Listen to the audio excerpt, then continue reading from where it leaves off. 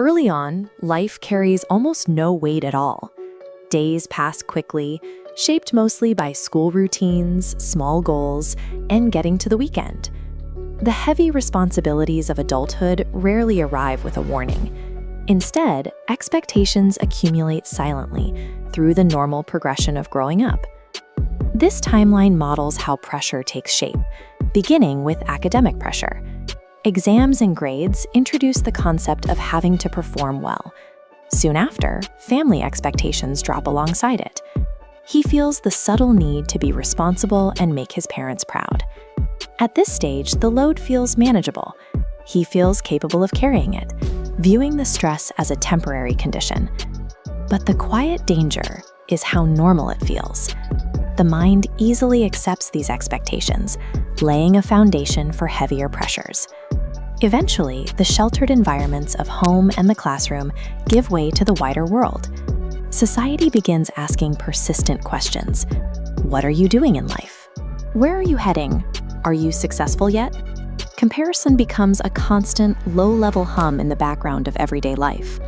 Then, formal education ends. The environment shifts, and life becomes work. This structural load diagram shows the result. The objective is stability.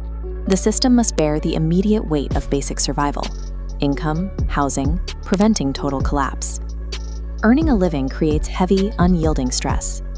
The pressure spreads outward, transferring from localized points into the entire framework. The metrics of survival alter his cognitive load. His primary psychological drive shifts toward actively preventing the entire structure from collapsing. As these external demands pile up, they begin to generate an autonomous internal toll. A mental backlog starts to form: unfinished thoughts, delayed personal goals, decisions yet to be made, and a constant humming awareness of time passing quickly. This leads to a persistent state of chronic overthinking. Even moments intended for rest feel corrupted by the nagging sense that something in the background is unstable. This radar chart illustrates the resulting psychological load. Mental bandwidth is overwhelmed by cognitive spillage. Past mistakes, future anxieties, and present commitments overlap simultaneously. Right as this internal strain peaks, the focus moves away from the self. A partner enters the picture, bringing the requirement of maintaining emotional stability for someone else. Then comes the heaviest wave: planning for a family, anticipating children, and stepping up to support aging parents all arrive together. He has become the primary structural support for a complex, multi-generational network. There is a realization that hits most men quietly. Life is no longer something happening around them. It is a massive, heavy construct they are actively holding together. The obvious question is how a human mind sustains this. Given the compounding, lifelong accumulation of mental and emotional weight, why doesn't the entire behavioral system collapse? The mind reaches a threshold. To keep from breaking under the weight, it must find a way to redirect the force.